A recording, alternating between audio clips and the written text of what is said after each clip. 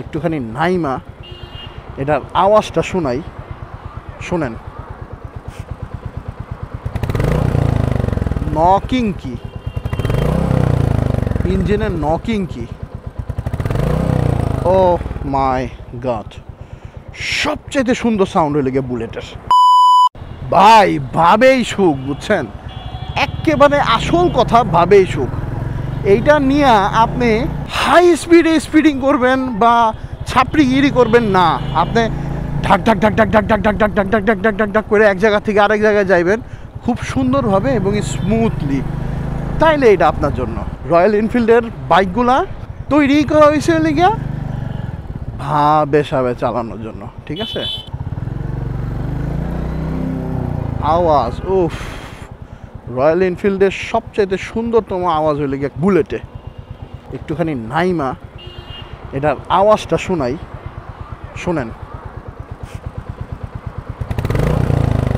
Knocking কি, ইঞ্জিনের knocking কি, ও মাই গড, সবচাইতে সুন্দর সাউন্ড হইলে গিয়ে বুলেটের।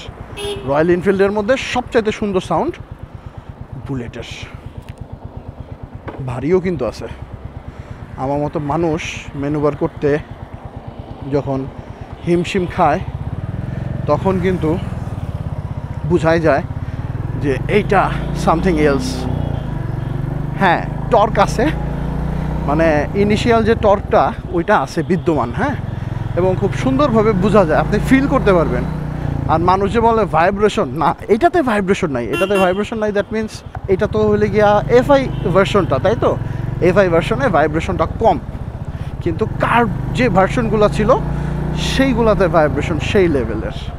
সো এই বাইকটা দিয়ে আপনি যদি সুন্দরভাবে ম্যানুভার করতে চান বা আপনি যদি সুন্দরভাবে এক জায়গা থেকে আরেক জায়গায় যেতে চান, ধরেন একটা মিনিমাম গতি মেনটেন করে আপনি ভাব সাপ লাগায় একেবারে ঢ্যাঁ ঢ্যাঁ ঢ্যাঁ ঢ্যাঁ করে চলতেছেন, তাইলে এই বাইকটা আপনার জন্য, বা রয়্যাল এনফিল্ডের সিরিজটা আপনার জন্য। কিন্তু আপনি যদি ছাপড়িগিরি করতে চান, যে না আমি ছাপড়াবো, আমি থাপড়াবো, আমি ঢাপড়াবো, তাহলে ভাই this is not for you. আর তাইলে আপনি ওই লেগিয়া RTR 4V এগুলোতে যান, কারণ এইগুলো ওই লেগিয়া আপড়ানো ধাপড়ানো ছাপড়ানোতে ওস্তাদ। সো দ্যাট মনে রাখতে হবে, দাপড়া দাপড়ি করলে এই বাইকটা আপনার জন্য নহে। দাপড়া দাপড়ি যদি না করতে চান তাহলে রয়্যাল এনফিল্ডের যে কোনো সিরিজ আপনার জন্য। আমার কাছে ক্লাসিকের চেয়ে বুলেটটা ভালো লাগলো। সাসপেনশন ফিডব্যাক অতটা মসৃণ না, আবার not that kind of a steep side আছে, তবে আরেকটু ভালো হইলে হয়তো বা আরও মজা লাগতো। লং রানে আপনারা কোনো রকম কোনো ক্লান্ত অনুভূত করবেন না। সিটিংয়ের কোশনিংটা ভালো এবং সিটিং পজিশনটা অদ্ভুত লেভেলে সুন্দর, এবং আমি একদম হাত টান টান করে, মানে টান টান হয়ে বসে আছি, ভালো লাগতেছে আমার কাছে। সো এই ছিল মোটামুটি শর্ট রান। চলেন আপনাদেরকে একটুখানি দেখাই যে এইটার ম্যানুভার পাওয়ারটা কত সুন্দর। চিপা চাপা দিয়ে বের হইতে পারবে এই গাড়ি। তবে হ্যাঁ, অনেকক্ষণ চালানো হয়েছে, অনেকজন চালাইছে বাইকে, কিন্তু একটুখানি গরম হয়ে গেছে বাইকটা। সো দ্যাট বোঝাই যাচ্ছে সিটিতে যখন গরম পড়বে তখন কিন্তু এই বাইকটা চালানো একটুখানি মুশকিল হইতে পারে। তবে ওই যে অনেকে প্রচারণা শুরু করে না, যে অনেক ইয়ে হবে, এই হবে সেই হবে, ওই রকম কিছু হবে না। হ্যাঁ, পাম্পি রাস্তাতেও ভালো সাপোর্ট করে।